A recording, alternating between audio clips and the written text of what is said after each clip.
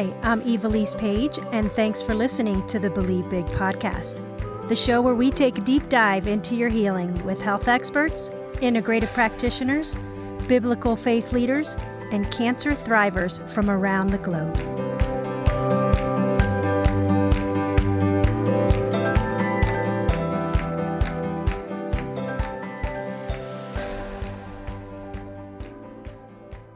Welcome to today's episode on the Believe Big podcast. My name is Evilise Page, and I am so honored to be able to spend this time with you.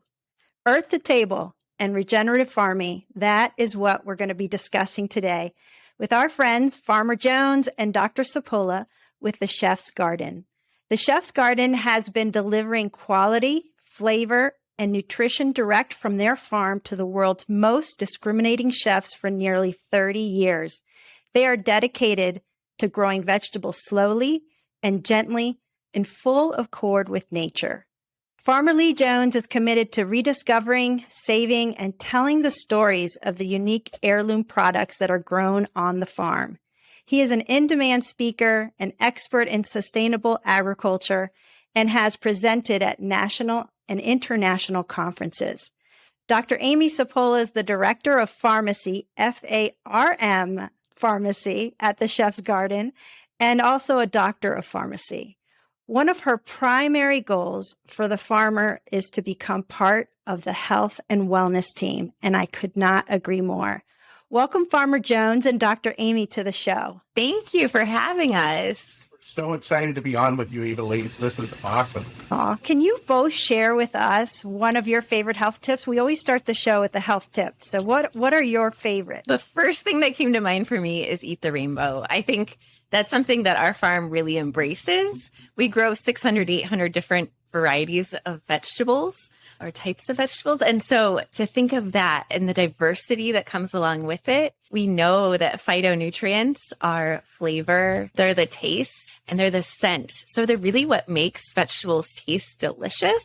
Plus, phytonutrients give us the health benefits, the antioxidant benefits, the anti-inflammatory benefits. So by having a wide diversity in the colors that you're eating, you're actually getting so many different phytonutrients, which are really beneficial for health. I love that. And I can't believe, how many vegetables do you grow on the farm? So 600, 800 different varieties. Some of those could be microgreens or edible flowers or herbs. Wow, incredible. How about you, Farmer Jones? For 40 years, we've been growing for chefs, and they told us they wanted the best flavor they could possibly get. And Dad really suspected that as we were working towards natural flavor, that we were probably bringing the nutritional levels up.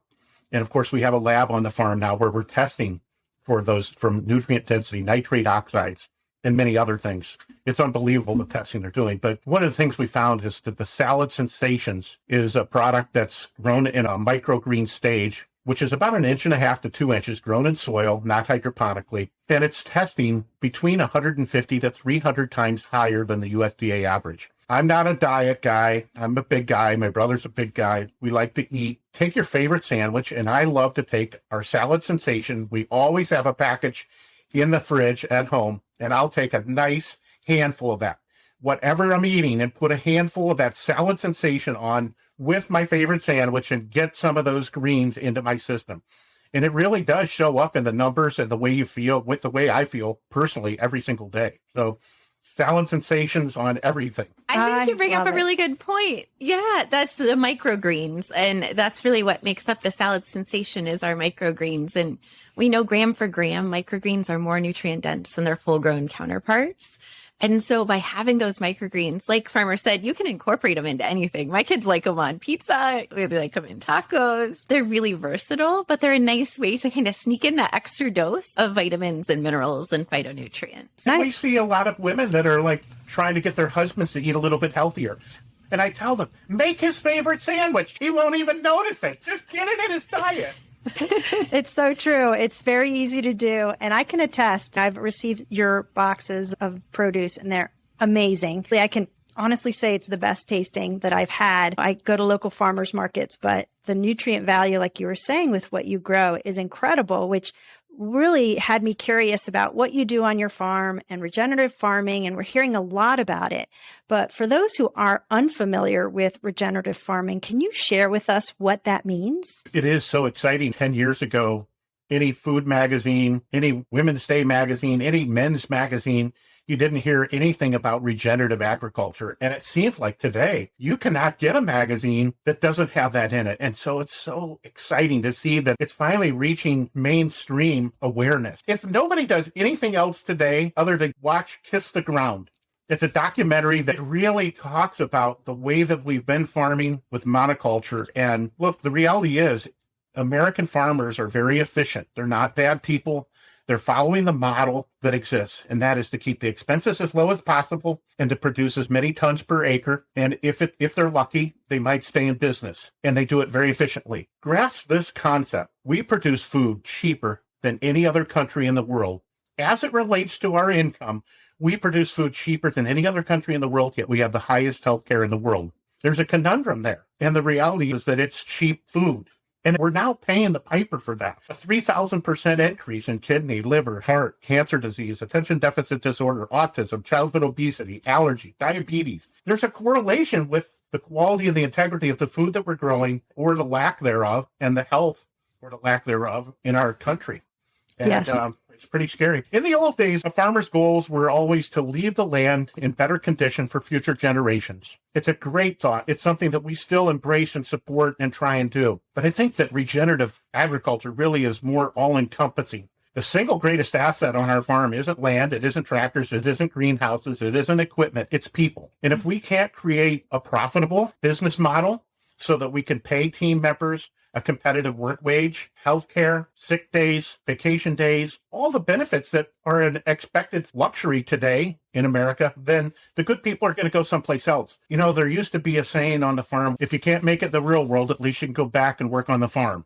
And it was pretty condescending. And I think that has to change. It is changing. The perspective of working on a farm is different, but regenerative agriculture takes in the people, the land, the environment, profitability, so much more. When I think of the word sustain, it's like you're hanging on to the chin-up bar and you're holding on, but you can feel your fingers slipping, and it's all you can do is just hang on. You're sustaining, propping up, doing whatever you can to just hang on. Where regenerative is you're rebuilding, and you're rebuilding the people, you're rebuilding the land, you're supporting the environment, you're doing all of those thing that you can possibly think of and integrate in to regenerate and to build, not just to hang on, but to grow for the future. And so I think that, in my mind, that's really the difference between sustainable agriculture and regenerative agriculture. I love that. And what are some of those practices that are incorporated into regenerative farming for those who are unfamiliar? Yeah. For us, I think our big focus is the soil, right? Because we know soil health is at the absolute key. And J.I. Rodale said, essentially, healthy soil equals healthy plants equals healthy people. And you can take it further and say a healthy planet, right? And so 98% of the calories we consume comes from the soil. And the other 2%, we should probably question what that is, right? Yes. If it doesn't. So when it comes to regenerative agriculture, it's really about focusing in on soil health. And so that's using cover crops, crop rotation, minimizing tillage, using a lot of diversity, as we talked about earlier, in what we're planting, and really focusing back on how do we keep that biodiversity in the soil so that we can grow the healthiest plants possible. Yeah, I think that's so important. And I read this, and you guys can correct me if I'm wrong, but I heard that the organic produce that was grown in the 50s compared to today's organic produce has 50% less nutrients than in the 50s because of the soil health and what hasn't been done, which brings me to my next question. How is organic farming different than regenerative farming? I think that, and Lee formerly can jump in on this as well. I think both are very important and both have their own pros and cons. But I think as far as organic goes, it's telling you they're not using synthetic inputs. They can still use more natural ones. It doesn't necessarily tell you about what's going on with the soil or the farming practices per se. Also, organic means they're not using GMO seeds, which can also be very important. So regenerative, though, really applies a lot of the same practices, right? So we're really trying to minimize any sort of synthetic inputs as well, but we're having more of a focus on the soil, I would say. Farmer, what are your thoughts on that? Yeah, no, I would agree with that. We don't call ourselves organic. A lot of times we go beyond organic. We don't want to be limited or directed by rules or laws from the organic certification. There's a lot of politics involved, and we choose not to be involved in that. I know that the organic group, the hardcore guys, Elliot Coleman, totally disagrees with the rules of organic today.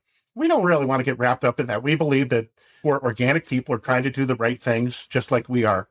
And it fundamentally comes back to the health of the soil. When we jokingly talk about going out to harvest vitamin D from the sunshine, people, I think, don't understand that there's so much more truth to that than really exists. What we're doing on the farm is doing lab analysis on the soil, finding out what those deficiencies are. What's really cool is that different types of plants will harvest different types of energy from the sun. It's our personal belief, and I don't want to speak for Dr. Amy, that God designed a system far superior to anything that we can fake out chemically or synthetically. We've really mucked it up in the last 100 years. And when we lost the family farm in the early 80s and started over, and we looked at why did the nutritional levels in the last 100 years go down 50 to 80% with all the knowledge, with all the technology, with all the know-how that we have in this world, did our nutritional levels go down? So we started looking back at agricultural books from 100 years ago and really trying to work in harmony with nature rather than trying to outsmart it. So based on those deficiencies in the soil, we may plant clover, alfalfa, barley, buckwheat, rye, vetch, Sudan grass. We have a 15 species planting. We're seeing numbers that are just blowing off the charts. Now, the USDA average is too low today, but we're seeing a lot of numbers that are 150 to 300 times higher than the USDA average. So it's exciting. Do we have it all figured out? Nope. For some reason, we haven't been able to figure out the selenium issue. So we don't have this all figured out. My dad used to have a saying that we have to continue to make mistakes at a faster rate than the competition. And he also said we do mistakes well. But it's really exciting to see that when we work in harmony with nature, harvest that sun's energy, we're even now, there's 50% of the acreage is committed to harvesting the sun's energy. Then the next year, we'll plant into there for the food we want to consume. But even in between the rows of tomatoes, and I saw it on kales and broccolis and Brussels sprouts this year, even between the rows, we're planting cover crops, which are harvesting energy, it goes down through the roots, then the Brussels sprouts or those plants that we want to consume can pick that back up. It's so beautiful to see that symbiotic relationship working together. It just gives me, the hair is standing on my arm. It's so exciting to see how we can work in harmony with nature. It really works. I think that's so true. And part of what's going on with the inability of plants to take up the minerals that are in the soil, and that's why we're seeing that deficiency, is the lack or the death of the microbiome in the soil. And so by our current farming practices, the minerals are there in the soil. However, the microorganisms that make them available to the plants that work symbiotically with the plants, they aren't. And they're disrupted and not working at their full potential. And monocropping doesn't help that, nor does using sprays. So like glyphosate binds up minerals in the soil, making them less available to the plant. So I think it's partially our practices, but it's not that necessarily the minerals aren't there. It's really they aren't available to the plants. And so that's why it's so important to build the biology of the soil. I love that. Biology is not there to break that food down into a form that the plant can pick it up. Well, you're definitely doing what you're meant to do, Farmer Jones. I love the excitement in your voice. You definitely have a great purpose in really making food fun and interesting and really nutritious for those of us who are consuming it. And you shared something about the labels and USDA organic and all those things. And I completely agree. I go to farmers markets, and when I speak to the local farmers, they may not say they're organic because you have to have a certain certification and you have to pay for that and all of this. But they said, I don't use these sprays. You can tell also when you're looking at their produce, the difference besides just going to the grocery store and buying something. So what are some tips or what are some things that you could recommend to individuals who are going locally to, say, a farmer's market and they're not sure what to ask the local farmers as far as how to make sure they're getting the great quality produce that you're producing at your farm? I'll jump in there. I would never want to say anything that would be negative towards these other small family farms. I think that having conversations with them about their practices, and I think that the people that are trying to do it the right way are passionate as well about the way that they're farming and the results that they're seeing. Are they using cover crops? What practices are they doing? The Roundup issues and the chemical issues, those companies told farmers for years that when it hit the earth's surface that it dissipated.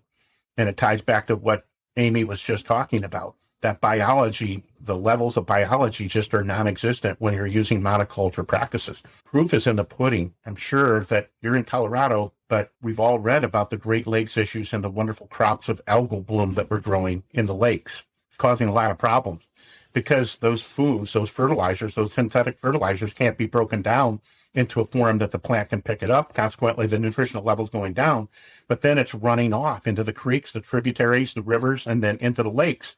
And we have all this algal bloom problem. So it's very evident to see the result of what's going on. But I think, one, making sure that you are talking to a farmer. There are situations in farm markets where people are buying and reselling to try and build a profit. But I would say that if you're going to true farmers markets, these people are proud. They're picking and harvesting the products themselves. I don't think that anybody that's trying to do the right things are going to be defensive. They're going to embrace. I love it when people come to our farm. We opened a farm market in the middle of COVID to be able to make our product available to our community and pivoted to a nationwide home delivery. We were selling only to restaurants and they were dead in the water. So we opened a home delivery so folks could get the products. People are more savvy. They're more interested. They're more tuned in and aware of where the food's coming from, who's growing it, how they're growing it, how those people on those farms are being taken care of. That's really critical. And I think that if you go to a farmer's market and you engage in a conversation and they embrace that conversation, you know that you're talking to somebody that really cares. Mm-hmm. And that's what we need. I think that's great advice. And it's just building that community of like-minded people and finding people who are really passionate about what they do and who are caring for the land. And one of the things we talk about is we're farming not only for people today, but for future generations. And I think that's really important to consider. That's great. And you mentioned something earlier in the show, and I'm just curious because I have a small little hydroponic garden indoors for the wintertime. Jimmy and I grow some microgreens and we do some lettuces and things like that and herbs that I like to throw into my recipes. And so hydroponic, what is the nutrient value difference between that versus what you do in regenerative farming? Because I would need to pivot maybe if it doesn't have the nutrient value that I think it does. That's a great question. We haven't studied that extensively itself. We haven't compared. One thing I will say is that being in the soil, I think there is some benefit to that.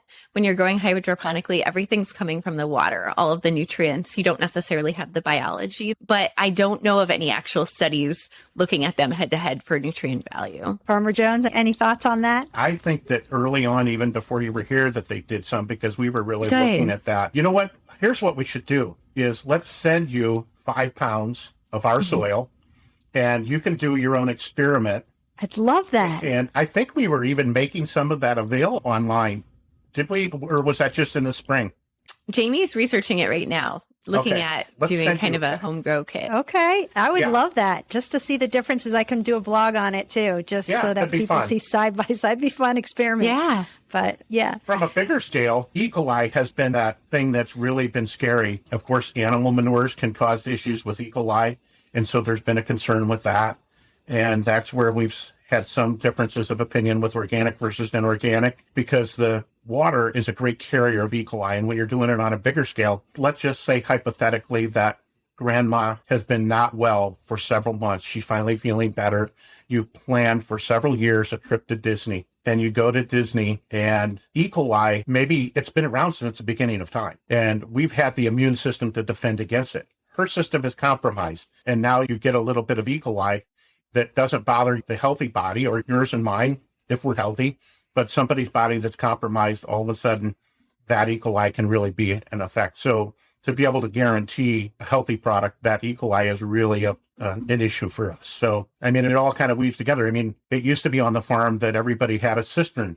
You collected the runoff from the roofs and it went into a cistern and you drank that water. It's full of E. coli, but we seem to be healthy enough to defend against it. Now we chlorinate the water. Why do we do that? To kill the E. coli. We're the most sterile environment in the world, and we're the most vulnerable environment in the world. Yes. You never hear of an E. coli outbreak in Mexico, but we can't go down there and drink the water. So it all weaves together, nutrition and food safety and E. coli, and any one of these could be a whole topic of conversation for an hour. Yeah, we'll have to have you back on to talk about that. Dr. Amy, you share that one of your primary goals is for the farmer to become part of the health and wellness team. How do you see that happening? Yeah, I think it's really about building connection and community and working together collaboratively within the healthcare system, but also within the farming system, right? Like the agricultural system and the healthcare system have a lot of the same problems, but we also have a lot of strengths. And we ultimately have the goal of helping to improve health. And so I think bringing together these passionate regenerative farmers or organic farmers, people who are doing this work, along with healthcare providers who are looking to provide more than a prescription. And so people who understand that food can be medicine. And so how do we bring these groups together to really provide that food, the quality that they're looking for? Farmer Lee always says, like, a carrot is not a carrot is not a carrot. And so how do you provide that really high quality to the healthcare teams to help support patients? And so I think food as medicine is foundational to human health. Soil is human health, but also looking at how do we get to a point where, like, our HSA dollars, maybe those could be spent on vegetables. I think advocating for those sorts of changes where fundamentally we change our spending habits, and for the healthcare system to actually recognize the importance of food by changing what they're serving in hospitals. I think anyone who's stayed in a hospital for a night or more has experienced hospital food. And to me, that fundamentally shows that at this point, we don't necessarily see that connection between health and the healing potential of food in the healthcare system. And so that's what we really hope to change. I think I say this and a lot of others do too. No amount of supplements or medications will make up for a poor diet. And that's fundamentally what I believe. My undergraduate's in nutrition, and I went into pharmacy knowing that food is foundational to health. And I hoped that as a pharmacist, I would be able to help people come off of chronic medications where possible by using food as medicine in a healing sense. Yeah, I love that. And I think that's where we can also work together with you all at the Chef's Garden. We just released a video series, I Have Cancer, Now What? And in the series, there's a video section on how to build your support team.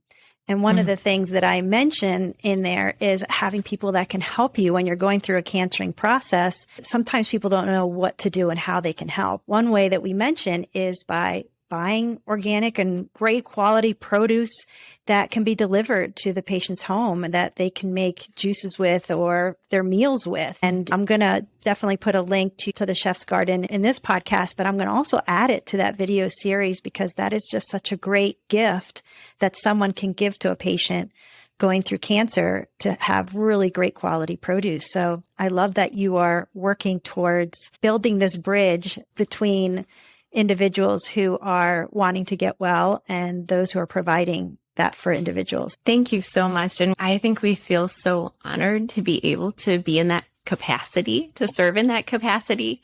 For me, this is a dream come true. I worked in specialty pharmacy and talked with patients who were just newly diagnosed with cancer about oral chemotherapy. And there are so many questions around, what do I eat? What's okay? What's not okay? I just found out it's a wave of emotion. And so I think to have food available, food is something that connects all of us.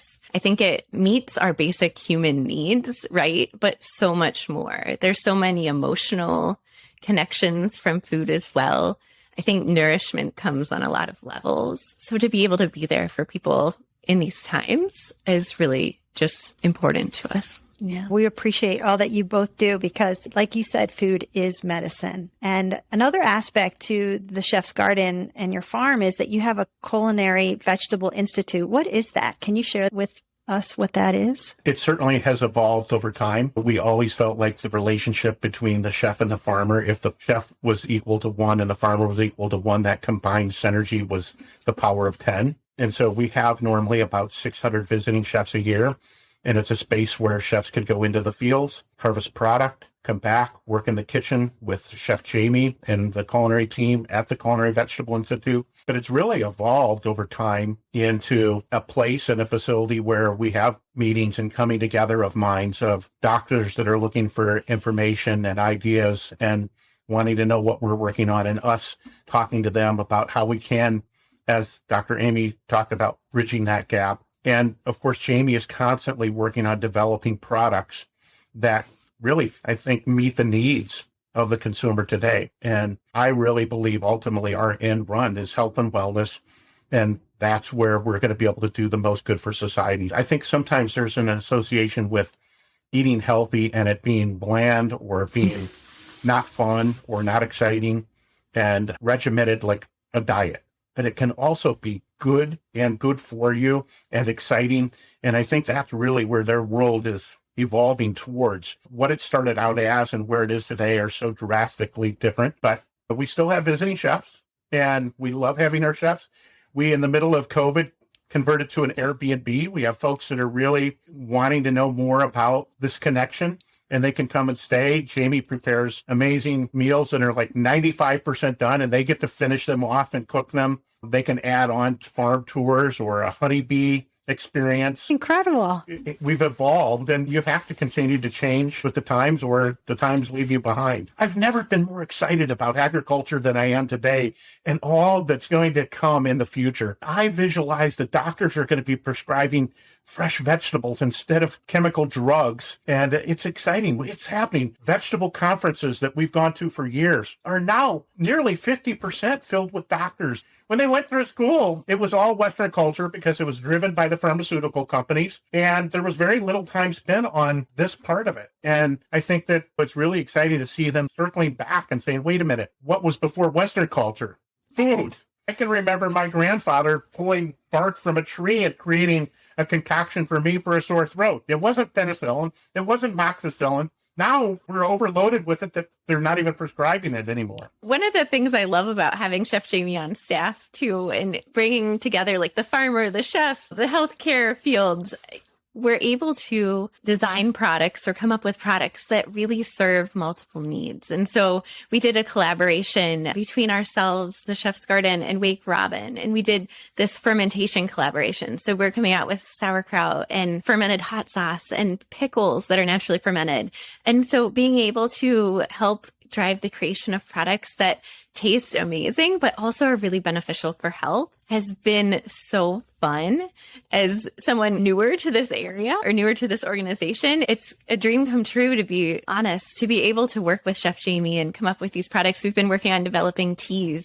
We did a root vegetable tea that actually helps with digestive health. So it has inulin in there, which is really good to feed bacteria. So it's a prebiotic fiber that helps feed the gut microbiome. And even the tea after it's brewed, you can use the spent tea and put it in risotto or make it into crackers with some almond flour. So the whole entire tea is useful and nothing goes to waste, which is really fun. Wow, that's incredible. I can't wait to try it. Yeah. I can't believe that our time is already come to an end. But before we sign off, is there anything that you would love to add about regenerative farming that I haven't asked you yet? Again, I would go back to Watch Kiss the Ground. I think that it talks about us having 60 harvests left. I think that there's some fear mongering in that. Yet I think that there's a lot of truth to it. It's a concern. When you see the number of occurrences in health issues and the nutritional levels going the wrong way, the erosion, we have to take a hold of this. And it's not the farmer's problem and it's not the doctor's problem. It's all of our opportunity to be able to do better. And how do we fix this? We do it a bite at a time. And we're grateful to be on today and talk over a wide variety of things. And we just appreciate the work that you're doing and all the good that you're doing for so many people. And we're just truly honored to be on the show with you today. And we look forward to a visit from you. Yes, Yes. I'll be there. I'm looking forward to that VRBO. And I would say, just really quick, the one takeaway I would leave people with is that the concept of whole food bioactivity, or like the innate wisdom of the whole. And we know that phytonutrients, when they're consumed in a supplement, like by themselves, do not have nearly the same effect as when you're able to eat whole foods. And so really coming back to a whole foods-based diet grown in healthy soil and getting to know your farmer and building that community. Yeah. It just relates even in the sense of our bodies and taking care of it, that we have to look at it as a whole and not just one aspect of it. The physical, the emotional, the spiritual side, it all plays into our health. And we can't just focus on one aspect and think that we're going to be healthy. So the same with what you're saying with eating the rainbow. It's to really have a good nutrient dense, healthy diet. You need to eat variety and the colorful vegetables that are out there. So thank you for that takeaway. Really appreciate it. And thank you again both for being on the show. And we'll look forward to seeing you again soon. Thank you. Thank you. Eat your veggies.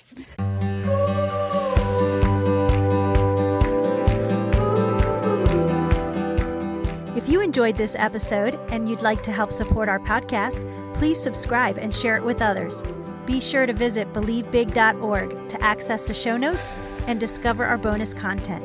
Thanks again, and keep believing big.